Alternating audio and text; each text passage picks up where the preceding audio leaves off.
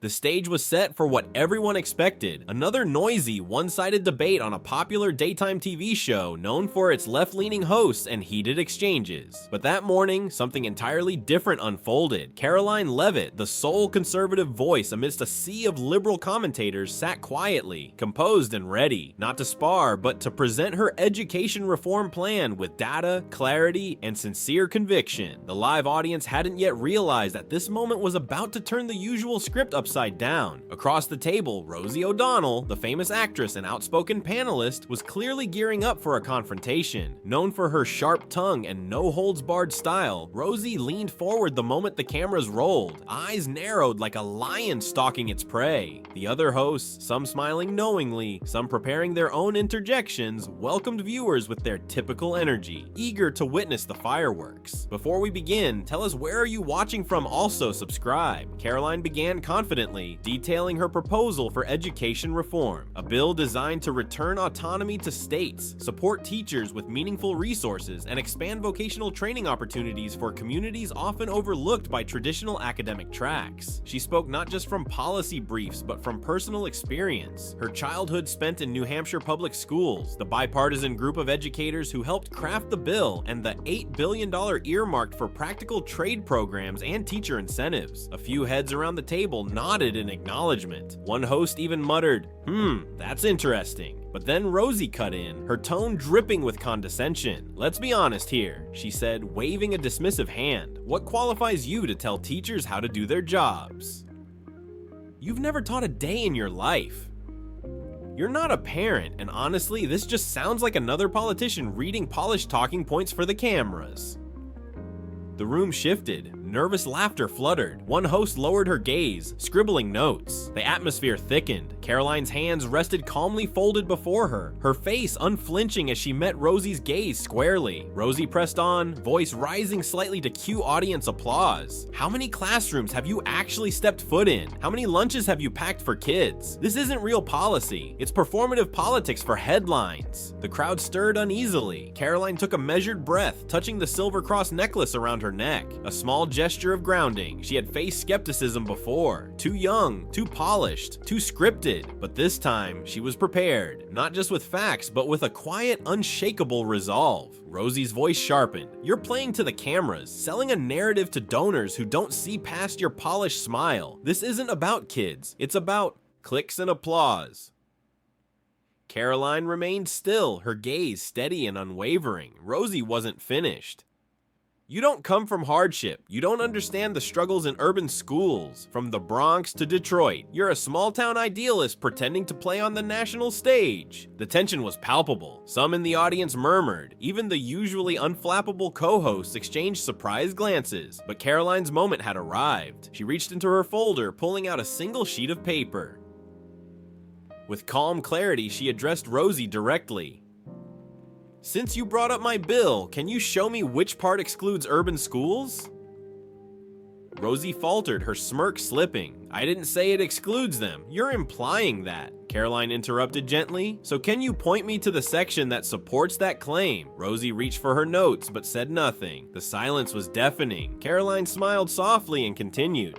"On page 7, she said, holding the bill up for all to see, there's a line item allocating $300 million specifically for urban school infrastructure. This includes teacher recruitment, after-school programs, and special education support." She slid the paper forward, tapping it with emphasis. That section was co-written by two inner-city educators from Philadelphia and Baltimore. Not lobbyists, not donors, real teachers. Applause began to swell from the audience. Rosie's composure cracked, and she muttered, "That's not what I meant." "Then what did you mean?" Karoline asked, voice calm but firm. Rosie leaned back, searching for an escape. Karoline pressed on, leaning in just slightly. "You've been vocal about education reform for years, Rosie. Tell us, what are the specifics of your proposal? Funding, accountability, projected impact over 5 years?" Rosie blinked, caught off guard. The room grew silent. Karoline delivered a quiet but sharp blow. "Last week on this very show, you said America spends trillions on public education annually. The actual federal figure is just over $80 billion. You missed the mark by nearly $1 trillion. Laughter rippled through the crowd. Karoline's tone was steady as she faced the camera. When we talk about children's futures, accuracy matters. Otherwise, we're not reforming, we're performing. The audience erupted in applause. Even some co-hosts joined in. Rosie slumped back, arms crossed and jaw tight. She said nothing more for several minutes. Karoline had drawn first blood, not with anger, but with facts. The momentum in the studio had clearly shifted. Karoline's calm and facts-based approach had unsettled not only Rosie, but also the usual dynamic of the show. For the first time, the crowd sensed a real conversation, not the usual shouting match. A few audience members whispered among themselves, surprised by the clarity and depth they were hearing. The co-hosts, caught off guard, quickly scrambled to regain control. One of them, a veteran political commentator with years of experience, tried to steer the discussion back on track. Karoline, your bill sounds comprehensive, but critics argue that decentralized education funding might increase disparities between wealthy and poor districts. How do you respond to that? Karoline nodded thoughtfully. That's a valid concern, and it's something my team worked hard to address. Our plan includes a federal oversight committee made up of educators, parents, and policymakers from diverse backgrounds. Their role is to ensure that funds are allocated equitably and that no district, regardless of zip code, is left behind. She continued, her voice growing firmer. Additionally, we propose a transparent reporting system, updated quarterly, so communities can track where every dollar goes and hold local officials accountable. We're not just tossing money out there, we're demanding results. The co-host nodded, somewhat impressed despite himself.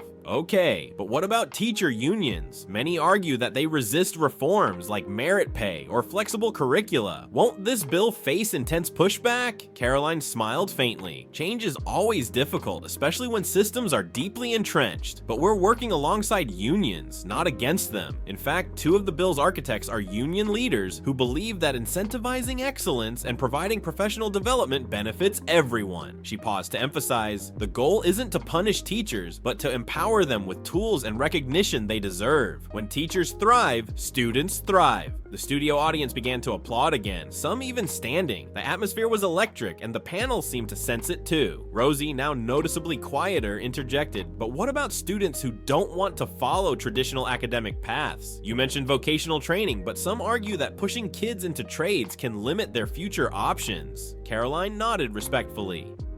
Thank you for bringing that up. Our plan views vocational training not as a fallback, but as a first-class option. In fact, studies show that skilled tradespeople earn competitive wages and face less student debt compared to many college graduates. She leaned forward, voice earnest. We want to honor all paths, whether that's college, apprenticeships, entrepreneurship, or the arts. Every student deserves an education that matches their talents and goals, not a one-size-fits-all approach. The hosts exchanged glances. One admitted, that's a perspective we don't often hear on this show. Karoline smiled. Maybe that's because it's often overlooked. Our education system has long prioritized academics above all else, which works for some, but leaves others behind. By diversifying opportunities, we open doors, reduce dropout rates, and build stronger communities. The studio lights seemed to brighten with the optimism in her voice. Suddenly, Rosie shifted in her seat and asked, you mentioned that your bill was bipartisan. Can you explain how you got Democrats on board, given the current political climate? Karoline's eyes lit up. Absolutely. Bipartisanship is essential if we want sustainable reform. We invited lawmakers from both sides to collaborate from day one. By focusing on common goals, better outcomes for kids, support for teachers, and fiscal responsibility, we found unexpected allies. She added, for instance, a Democratic senator from Michigan, who's a former teacher, helped draft the provisions for mental health support in schools. Meanwhile, a Republican from Georgia championed expanded vocational programs. The co-host nodded, impressed. It's refreshing to see that kind of cooperation. Too often, education becomes a political football. Karoline smiled softly. Exactly. Our kids deserve better than political games. The conversation was now a genuine dialogue rather than a clash of ideologies. The audience was engaged, leaning forward in their seats, hanging on every word. Suddenly, a caller was put on the line, a high school teacher from rural Ohio. Karoline, thanks for your plan. My district has struggled with funding and morale is low. How will your bill help teachers like me who are stretched thin and underappreciated? Karoline's expression softened with empathy.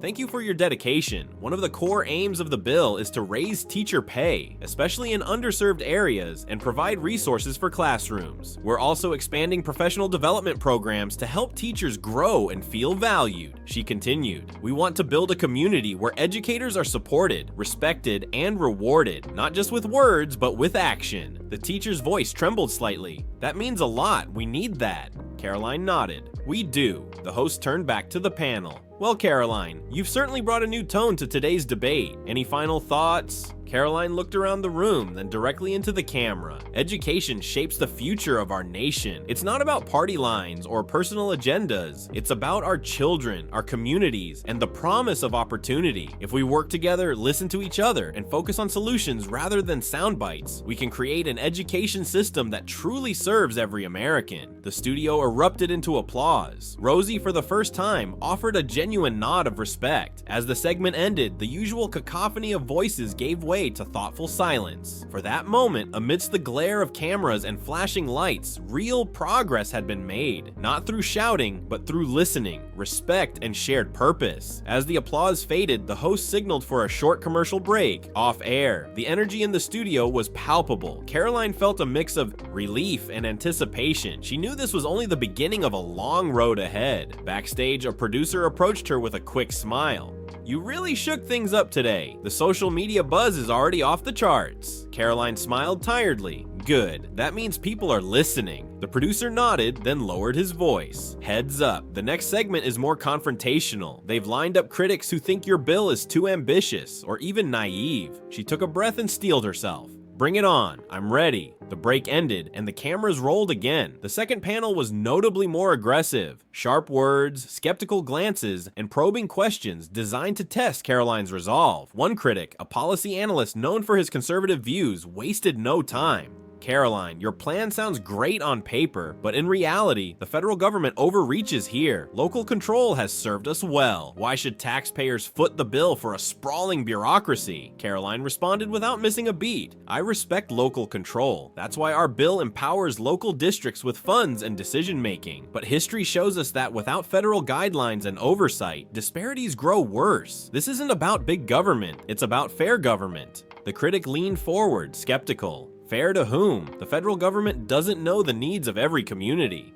True, Karoline agreed, which is why the Oversight Committee includes representatives from each community. Their voices ensure the system is responsive and accountable. Another critic, a former school superintendent, chimed in. And what about cost? This bill could add billions to the budget. How do you justify that to taxpayers? Karoline smiled, prepared.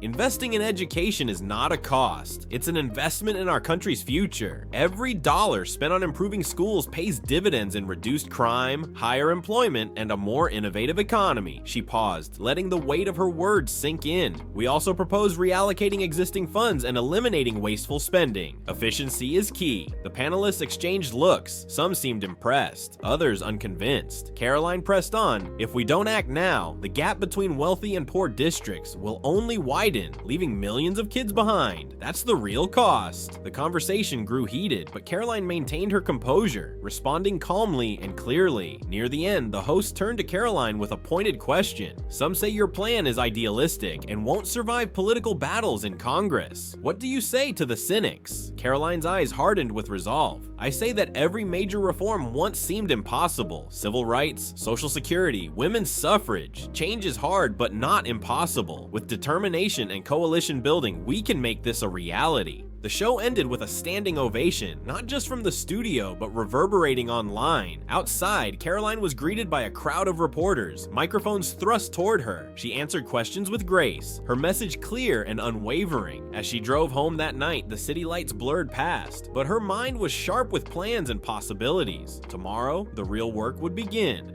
The next morning, Karoline arrived at her modest office nestled in downtown Concord, New Hampshire. The walls were lined with framed photos of town hall meetings, smiling children in classrooms, and newspaper clippings highlighting small victories. Despite the buzz from the previous night, her routine remained grounded. Coffee brewing, staff bustling quietly around her, and an inbox flooded with emails from supporters, skeptics, and curious journalists. She settled at her desk, opened her laptop, and scrolled through the overnight surge of social media reactions. reactions. The clip from the show had gone viral, but what surprised her most was the range of comments, from parents grateful for someone speaking their language, to teachers hopeful for real change, to critics questioning the feasibility of her plan. A message popped up from her chief of staff, Julia.